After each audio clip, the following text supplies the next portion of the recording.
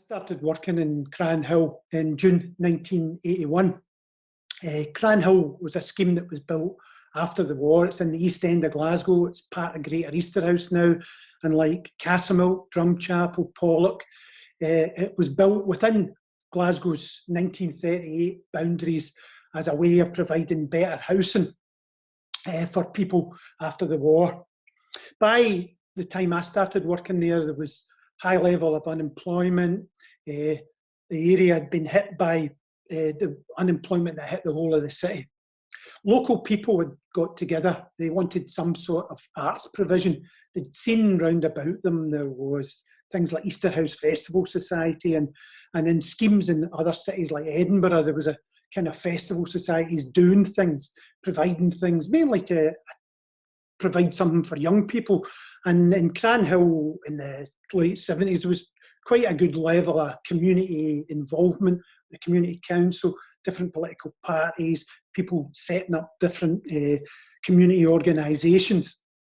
And they got together, got money together to get an artist in residence from the Scottish Arts Council, really to provide something. They'd been excluded from the geographical remit of Easterhouse Festival Society, which had been quite successful in drama and music projects, and they wanted something for their own area, something that was for Cranhill. Cranhill had 2 secondary schools and 7 primary schools, and people came from the other schemes in the area into Cranhill. It was a medium demand area. There wasn't a lot of empty housing, but as I said, it was getting pretty hammered by high levels of unemployment and poverty at the time. The kind of things that they had on offer, they looked around, they saw what was there. There was kind of, in schemes, arts provision, there wasn't much of it going on.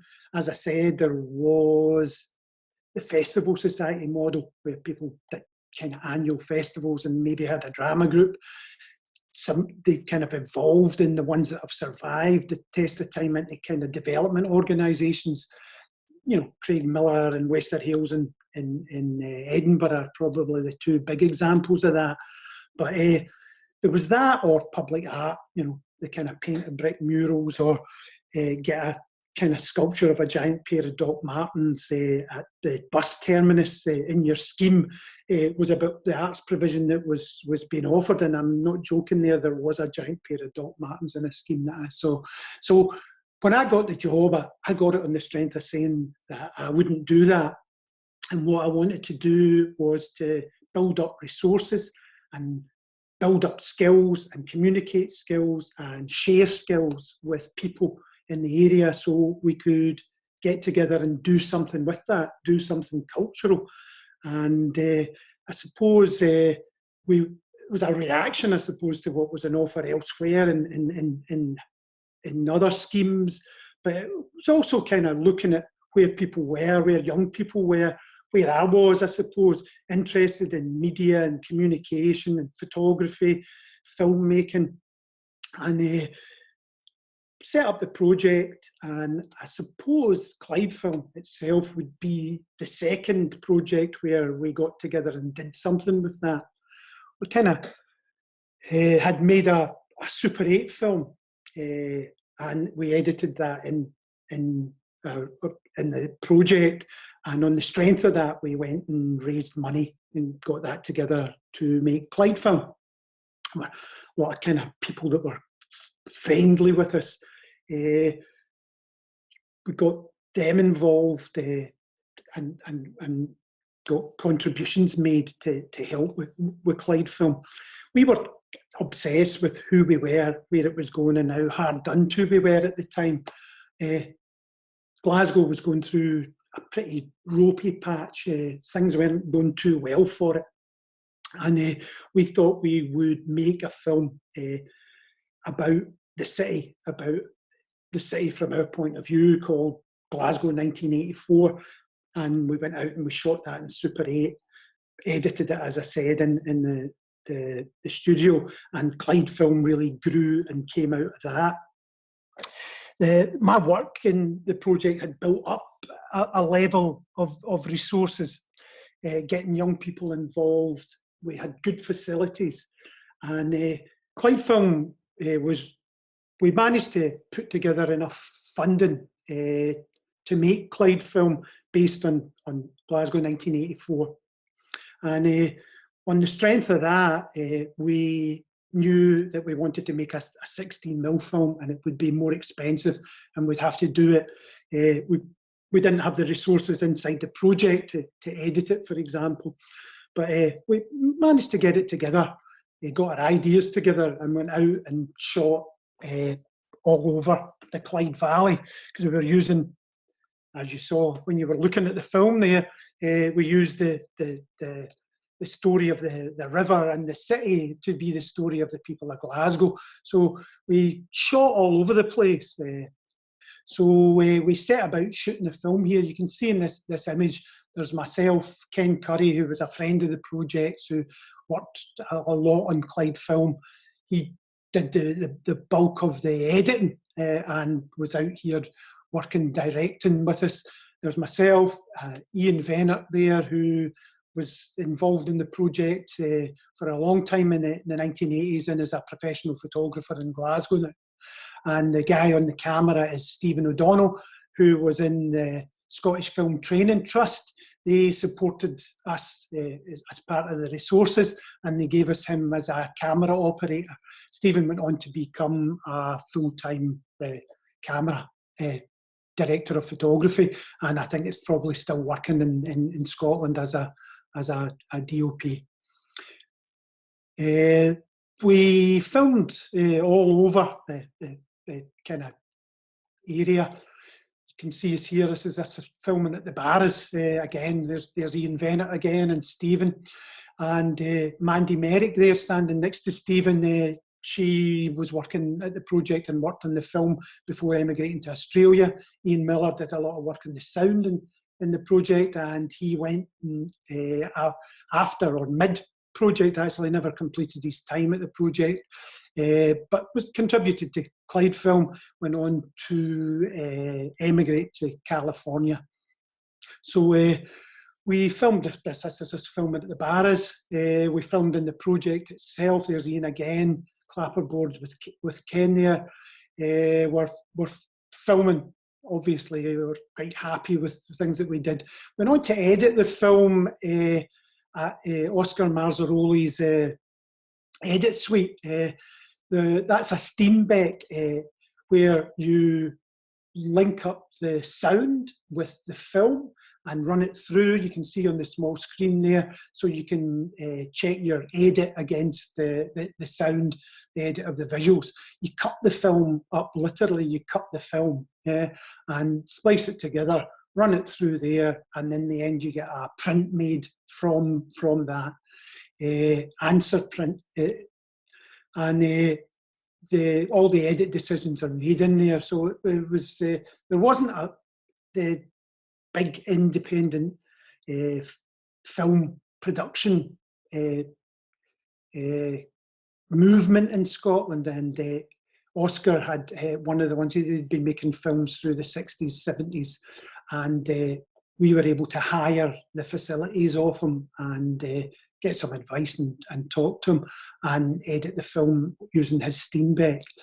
When the film was made, we were able, because of the resources and resources in people and resources in facilities that would, to publicise the film ourselves. There's Charlie Tracy making the poster to take the film to its showing at this first showing was at the World Festival of Youth and Students in Moscow, no less, and Charlie's making a 6-language version of the Clyde Film poster there. But we had all those facilities at Cranhill Arts Project by that point to make and advertise and distribute the film that we made ourselves.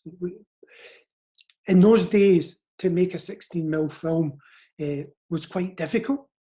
And it was also, you had to do everything, including distributing it and advertising it. 35 years ago, yesterday was the last show in there, as you can see from the poster. we were able to put Cranhill on the map there, even if we had to draw the map ourselves. We were quite good at flag posting as well, so we got good at that. So, but we had the resources and the skills to be able to do that. So, as you'll all have seen, we featured that heavily in the film. It's kind of what comes first. So there's Mandy and I think that's Thomas Tracy there, fly posting. This is good. That's the first Cranhill show, and you can see Mandy before she went away to Australia. And the guy at the bottom of the ladder there is John Kerr, who was the local activist who was really responsible for the spark that set up Cranhill. John was a super activist. He set up the Cranhill Credit Union.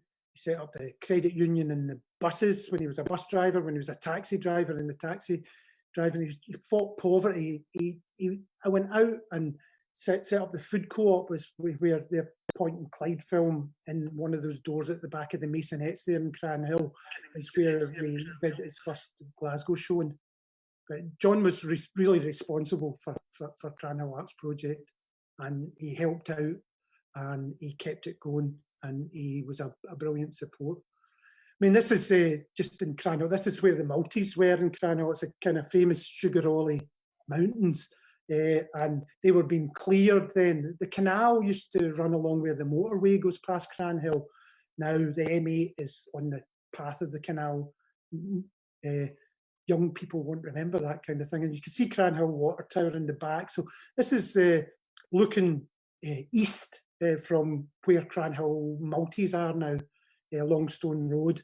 And they cleared away what was industrial spoil from at the side of the canal and built the Maltese at kind of 63, I think, 63, 64. And the masons that you saw in the last picture were kind of system built. Now, they were built a good bit after the rest of Cranhill, which was a post-war scheme. So at the time we made Clyde film, as I said, we were able to, because we had resources and skills, and everyone involved in the project was able to do publicity for it, but kind of did a lot of things, T-shirt printing, screen printing, proved quite popular. People could get involved in that. Film is quite difficult because you have to concentrate and be specialised, and we never made another film again after Clyde film because we went on to do photography, because I felt that you could people could contribute in a small way or in a large way to a photographic project. So we took the same kind of themes that we were dealing with in the Clyde film, like why are we here and who are we and why is it like this, and started doing photographic projects, documentary photography projects. This is showing you some of the facility. This is the back of Cranhill Arts Project with deck access block of houses called the Spinsters Block. It was built in the 50s or the early 50s for single women. There was a shortage of housing for single women, and the council built flats all over so it was known locally as the Spinsters Block, but had deck access. So this is like Billy Bragg at a concert, a kind of May Day concert on May Day holiday Monday. But you can see we're kind of engaged doing banners and posters for local groups that were at this time looking for modernisation of the house and stopping privatisation. We kind of started about 86, 87, started the idea. I found a proposal there about what we would do next after Clyde film. We would work on a photographic exhibition. It's kind of funny. I found my proposals to the management committee at Cranhill Arts Project talking about why we were doing it. And at that point, interesting coincidence, the day we showed the Clyde film to the councillors was the day that Glasgow announced that it was going to be Culture City in 1990. it wasn't really well received, Clyde film. They didn't really like what it was saying, and it didn't project the kind of Glasgow's miles better thing. And we thought that the whole Culture City thing would be a really good opportunity for us to get people further involved and to do something. So we turned that into the Glaswegians Photo Archive, as it became called. But the idea was, we'd seen, Glasgow was miles better, but not necessarily all of Glasgow. Glasgow was beginning to flourish. We knew it, Glaswegians knew it, but our Glasgow wasn't. There's lots of books published at the time. It's all kind of Victorian lampposts and details of Edwardian pub windows and nice tenement, not a person in sight. I mean, you could get a Colin Baxter book and there is not a person in one of them. It's just details of the nice Victorian Glasgow that wasn't in Cranhill, that wasn't in most of the East End. And so we wanted to do our own insider's view of what we thought Glasgow was like, which was Glaswegians. Glasgow to us was the people. So we went about and we took 30,000 odd photographs of Glaswegians in the run-up to 1990 and beyond. And that, from my point of view, running the arts project, it meant that more people could be involved in making a film, dealing with similar subject and themes, that you could get in. You could come along and go out and take a photograph of one person, or you could be taking photographs for 2 years.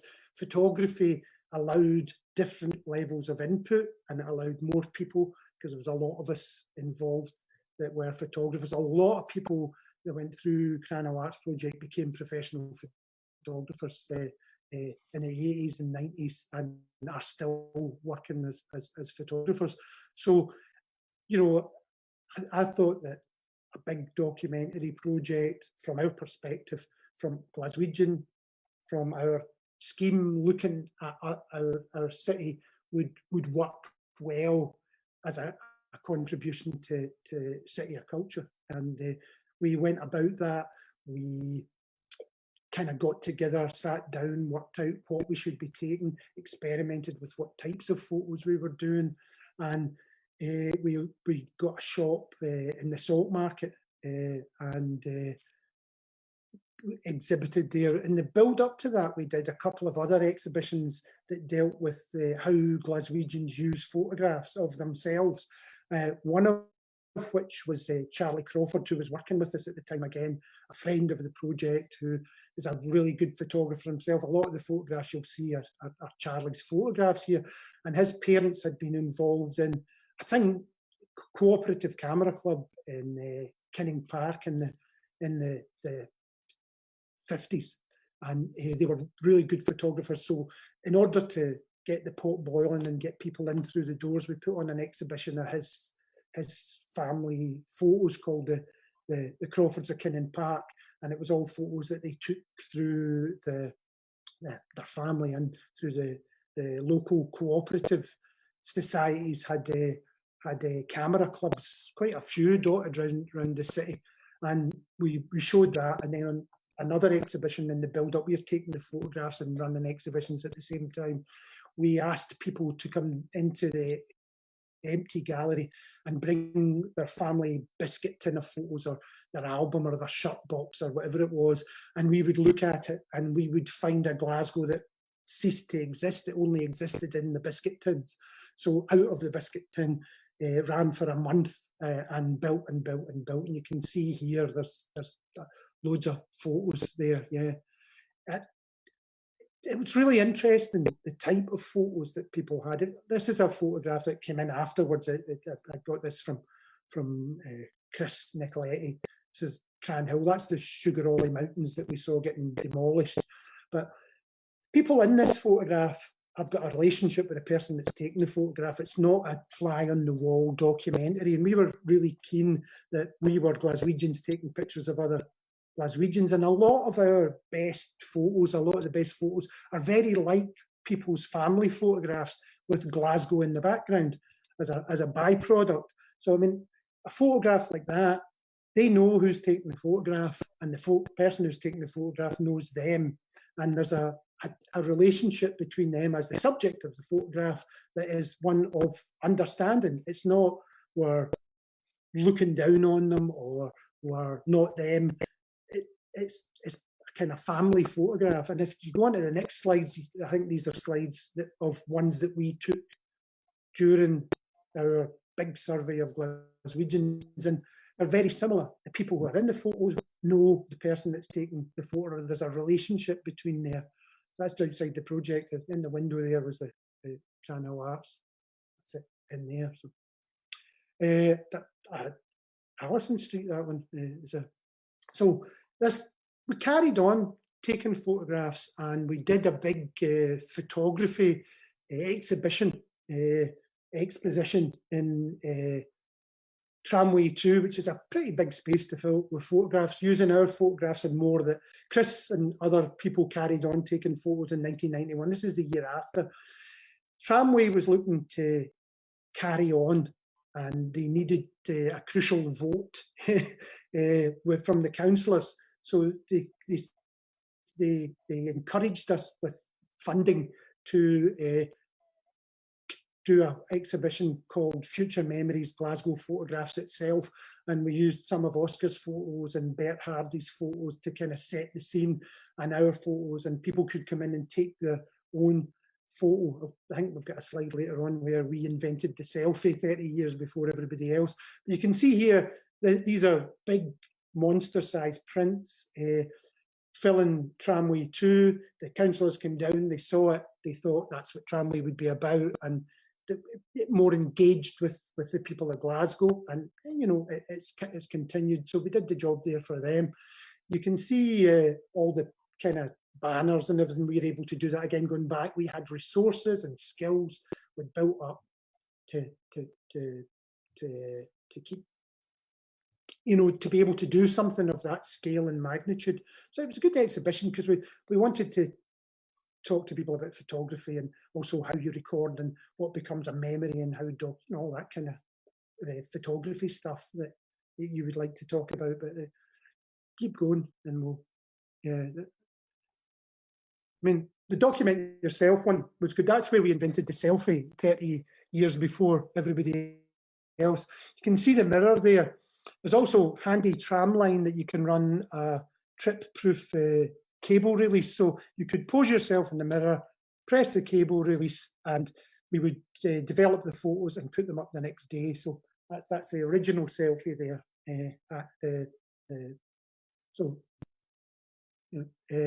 at Tramway. Yeah, here's myself taking a picture of myself as I think that's Gordon McDougall putting up the last photograph. What's next? Yeah, after the Tramway, I'd stopped working in Cranhill. Cranhill opened a gallery in town, part of the whole thing, pre-King Street, and that's Hugh Devlin from the project welcoming you into a joint exhibition with Belfast Exposed, who were kind of similar organisation, some people might remember, in Belfast. And we had an exhibition, or Chris and the others involved in the project organised an exhibition about the Irish in Glasgow to go along with a Belfast Exposed exhibition there. So kind of arts project still going, still doing photography, but unfortunately at that point, the people who helped and protected Cranhill at the Arts Council got kind of sidelined and bumped from the Arts Council, and the new people that took over did away with any funding. So the project doesn't get funding for the arts, it gets it from hand to mouth really, and the gallery had to go, which was a shame. I mean, they don't really make a judgment, well, they never in those days, they still don't, I'm sure, make a judgment based on the quality of the work that you did. They just did it because they didn't really agree with the non-professionals getting the arts money. Keep going. Don't know, I mean, have you covered the things that you're wanting me? Have I missed out bits? I mean, I went on to like everybody, just thinking about it, yeah, going back to that. I went on to become a graphic designer and work. I went on to work with doing animation and television titles as well, so digital graphics, web stuff, but all in the private sector. I think all the people who came out and were photographers, you know, nobody was kind of working in the arts, as it were, or subsidised by the council, or everybody's kind of gone on to work for likes of the News of the World, the Scotsman, Scotland Sunday, running photography studios, working on cruise boats, doing photography back before the digital age. Kind of the kind of Cranhill Arts vibe is still there in Cranhill Arts Project, but it hasn't really increased and multiplied and flourished, let Glasgow flourish, let all of Glasgow flourish. It hasn't in other schemes in other places, but we're kind of in a different kind of position now with photography, in the way that we had to have the resources at Cranhill to be able to do the Glaswegians one, and before that to do Clyde film. We had to build that up. Can I just ask you, Alistair, can you just tell us about this image here, and then I'll stop this sharing. Here is a graphic design that I did with my partner Jane Carroll for Deacon Blue, who saw posters that we'd done and got in touch with us. They were engaged and involved with Oscar Mazzaroli. I think Ricky Ross was quite friendly with Oscar and did projects with him around his photographs and music. And we kind of met them at the time of the Tramway exhibition because they liked our graphic design. So I kind of, when I packed in working at Cranhill Arts Project, Jane and myself started up a graphic design company, and we worked with people like Pat Kane and Ricky Ross and Tramway even, and CCA and arts organisations, and worked a lot with the Gaelic Arts Project. Did a lot of interchange. A lot of similarities in the approach with the kind of fashion movement and what we did. Yeah. So, no, it's fascinating. There has been a continuity of things, Alistair. I mean, you're a digital designer now. We're looking back at the early 80s, but now we're in 2020, and you were starting to talk about that thing regarding, you know, document yourself. I mean, the incredible thing about Cranhill Arts and the photography work they did, it was a great example of participatory photography, largely unknown, you know, outside of those who were involved in it. I mean, it's probably, that show at the Tramway was probably the largest photography exhibition of its kind that has been seen to date in terms of the input of people. This is all pre-digital, you know. This is just like absolutely fascinating about how you would do that right now. But before you kind of talk about how you would do that right now, just mention, I mean, quite a few of the photographers who went through Cranhill, there was like Robert Perry, right? He went on to photography class, Robert, and then he went on to do at college, and he's been working ever since. That's right. Press photographer, and Ian Venart still. Ian still runs his studio in Bath Street. He's got that going. He's been doing social photography all these times. I mean, in the dark room, there was Liz Hodge and Heather McCall. They went on to work on cruise liners, taking photographs.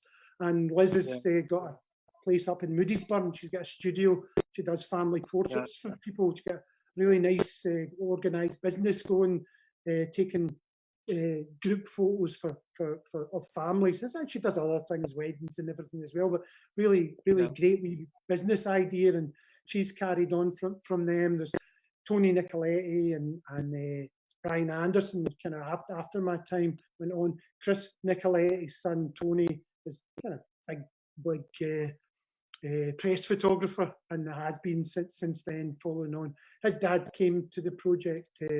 He was just from Easterhouse, and he's been working at the project since the 90s. He's still working there, Chris. So I mean, there's other people that have gone on to do things that you know, certainly That's in, right. in Brian photography. Anderson, People yeah, Brian came Anderson's just, on to do graphic design as well, you know, working in the printing industry, you know, from the other side of what the project did, yeah. Ian Venart's just commented, in actual fact, they're a great experience that's went forward with me for the next 36 years. Thank you, he said. But Brian Anderson's just brought out a book, in actual fact, called I Belong to Glasgow, that we've been plugging lately. In actual fact, and Crafts is still going. This is important to say this. Still providing training for young people and in people filmmaking and photography. For local people, it's not based in the same place. Buildings away now. Cranhill's changed very much. Yeah. You know, they had a difficult decade in the 80s, and it's a lot of lost its schools. You know, the project was there and running, and it's moved to another part of the scheme, but it's still there, still going, still got all the facilities. But I mean, in terms of like the Glaswegians photo self-documentary thing, we could all do that now, you know. I mean, how would we do that? I mean, it's technically, making a film like Clyde film was really hard. We had to have a certain level of resources built up in ourselves and in the place, and we had to be able to get the money together to do it. But now you could use your phone to make a film, but I'm not doing that. We're not doing that. There is, you know, it's not coming insider's view. I was reading the press release. It's a city about Glasgow, not using it as a backdrop, right? So we're not making films about Glasgow. Other people are, but it's much easier to do it now. People have got the technology. People have got those resources that you need, and certainly when it comes to photography, you know, it would be quite interesting to do a Glaswegians take pictures of themselves in the digital age, using social media and going out, but maybe exploring the aesthetics that we've seen in people's own family photos, and certainly that existed in the Glaswegian photos, where it's about photographing yourself. I mean, think how much Glasgow's changed in that 30 years. You know, how many different hairdressers there are now, from all the different national identities. I mean, and you could just do an exhibition of hairdressers, barbers. You know, I mean, that's like a completely different Glasgow. We've got famous Johnny Iona, and we photographed him. There's all sorts of things, but you know, think of how many different nationalities barbers are from in this city now. You know, I mean, there's all sorts of possibilities. People would be into it, you know. People would be into it, and we could share it, and we could build that up, you know. Yeah, absolutely. Technology changes it, but the connections change things, you know. That's right. That's right. It is all about connections, though, Alistair, isn't it? I mean, we live in an age when we are instructed that it's much more democratic in terms of image making and image sharing, but it's all about getting it out there, how actually other people see it. Back in the 80s, in terms of what Cranhill was doing, just to put a kind of a footnote to this again, you had the means of production to do all of that, you know, printmaking, filmmaking, photography, and in getting it out there. That was just like so important, much more complicated to do right now. But that is the challenge. How do you get the right messages through all of the visual and communicative noises that are happening out there? And I think that's going to be a very exciting project to do, I would say. Yeah. I think we have to look at Glaswegians now. Yeah. So there's been a lot of comments coming in, Alistair, and I haven't been able to see all of them. So I'm sorry about the technical difficulties on my end. The internet just dropped, but I'm just scrolling through a few here. Oh, you know, great work. Would love to have seen the Biscuit Tin show. Some people are saying, "Wow, the tramway exhibition looks absolutely amazing." somebody called Ian Kelly. Ian Kelly. Do you think you'd be able to make a film or photographic project like this today, given current health and safety and privacy laws? That's one question.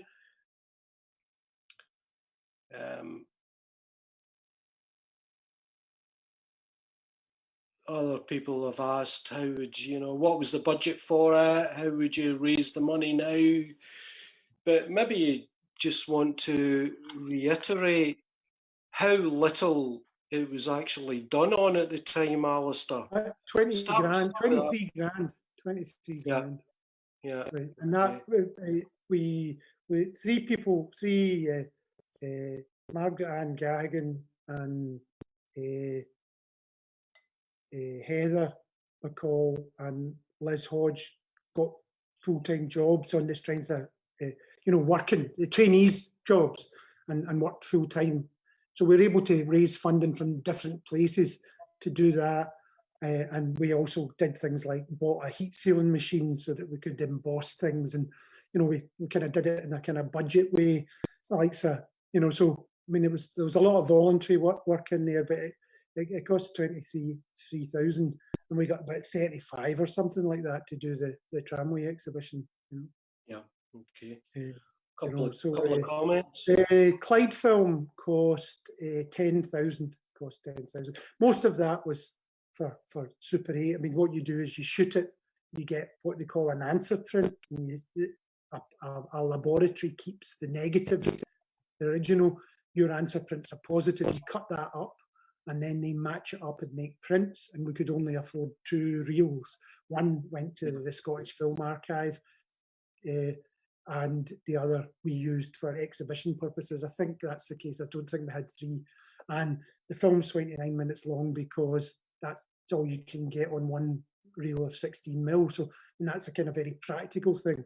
But we kind of, I think we spent more than the 10 grand that it cost to make it. But most of that 10 grand was in lab costs and putting the sound onto it and all that. You had to go down to London. There was nowhere developed film anymore in Scotland by 85. Yeah. So Mary Theresa Murphy is the daughter of John Kerr, so she's watching at the moment. Susan Blackhurst says she'd like to thank you for trusting her to take a camera home. It's another one. She also asks, didn't you go to Russia with the film? I think that was when it was premiered.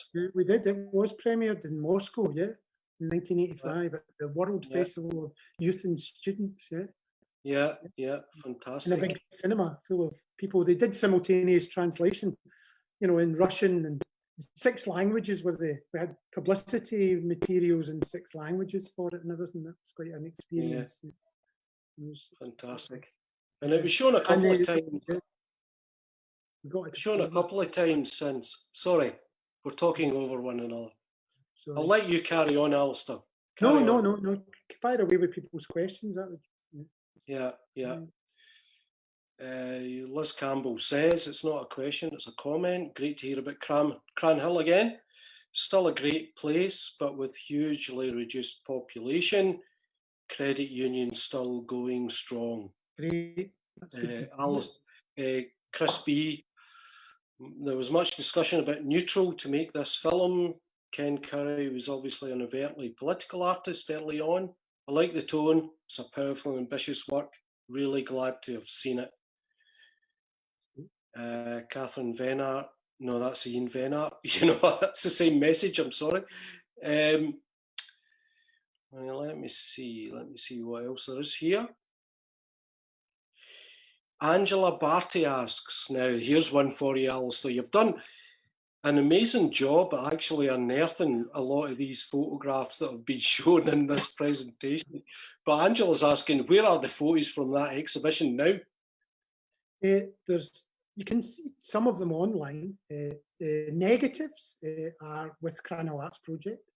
We scanned a whole lot of them about 15 years ago. So I've got some of the scans, but they could do with being scanned again. And we're kind of organising with the place that's got Oscars. You can tell us about that. Oscar Mazzaroli's photographs are all going up to Glasgow Caledonian. It's kind of People's Archive there. And Carol McCallum, no relation, is organising the Mazzaroli ones, and we're going to get all the negatives up there and scanned once they've been through Oscar's work. They're buying big digital, or they're fundraising, I think, am I right in saying that? Really good scanners. Fundraising, yeah. So most of them, I found some that I didn't know I had, so they'll go with them. And then a lot of the ones you saw were transparencies that I took of things, from my own record, and I didn't know I had either. They'll all be archived properly up at Caledonian. Yeah, and then hopefully accessible in some kind of way. Yeah. Barbara Orton, who you may know as well, Cranwell Arts Project, did one of the best exhibitions in the Glasgow 1990 programme. I think Barbara was involved in the community organising the 1990 programme. She was, yes. That's right. Yep.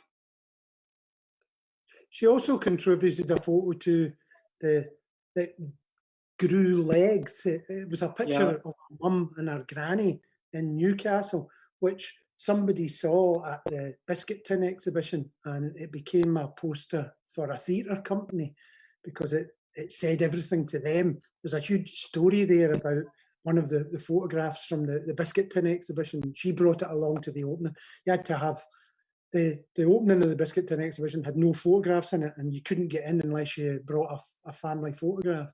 And that family photograph became a poster for a Newcastle-based theatre company. Because it was so redolent of their past, a past that doesn't exist because Newcastle's been fairly knocked down as well. Yeah, that's right. There's loads of things like that happened out of the Biscuit Tin one. You can see some of the stuff. Glaswegians.net, there's a very old website there with some of the photographs in it. And there's also GlasgowFamilyAlbum.com has got a lot of the ones, if people want to see the Biscuit Tin exhibition, there's a lot of ones from the Biscuit Tin part of the Tramway exhibition and the Salt Market one online there, plus loads that Chris has added over the years. Chris and Bowden at the Apps Project have continued adding them. So GlasgowFamilyAlbum.com, people can see some of the photographs there, kind of set a searchable online archive. Yeah. It's an accumulating project, that one. Yes, we did work a little bit with Chris Nicoletti in 2014, the time Commonwealth Games, in fact, and we're doing a lot of work in public, and there was a big collage made of various images from Glasgow Family Album that was all pasted up in about 100 yards of a hoarding on the way to the Toll Cross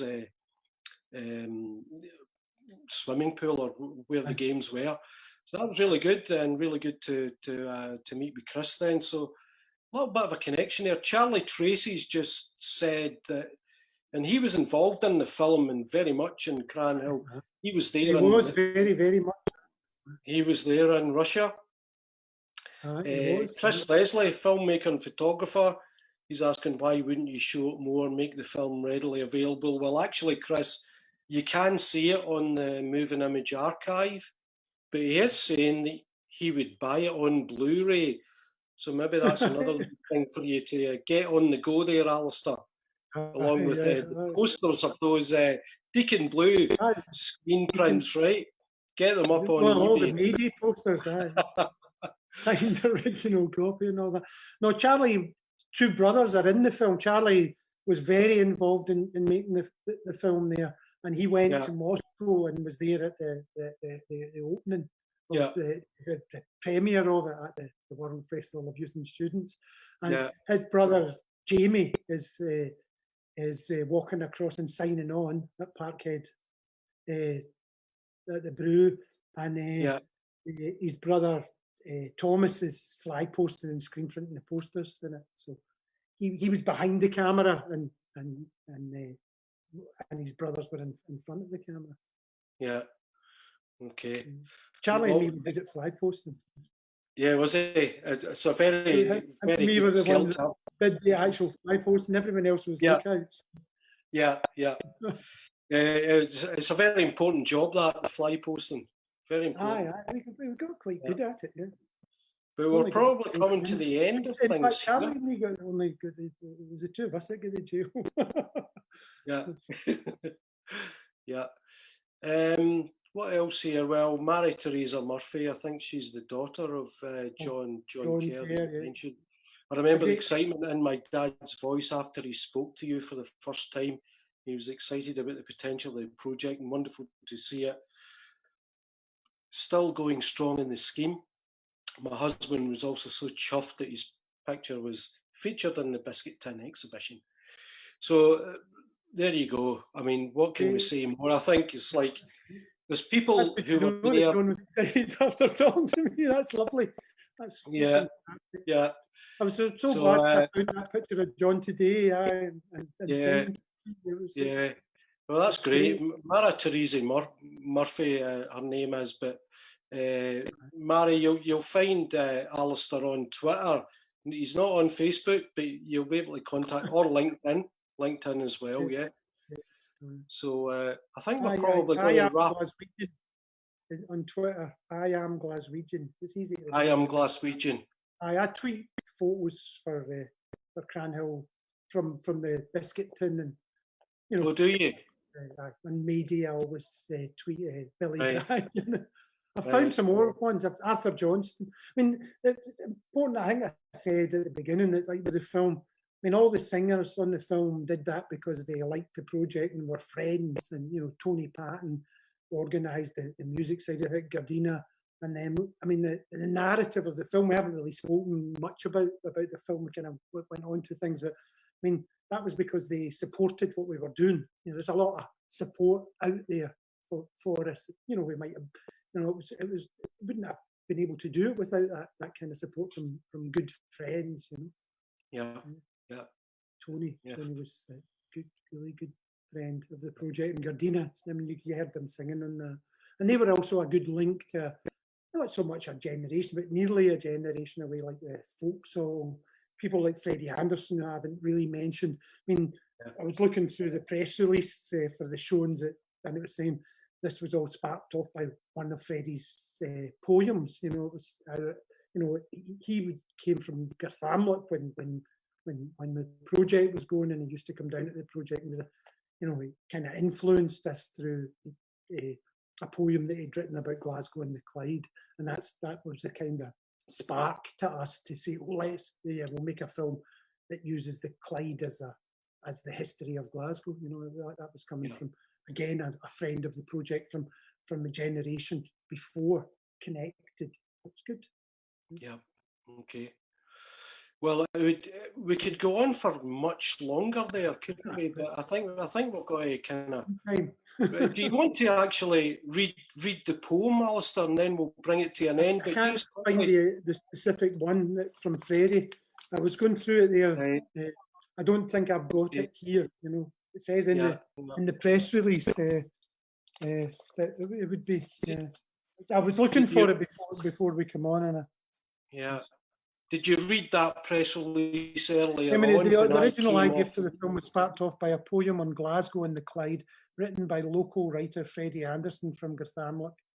The film group worked collectively on the script, with all members contributing their ideas. The group was committed to a democratic ways of working, which involved collective decision-making, cooperation, sharing ideas, and communication of technical skills between each other. There you go.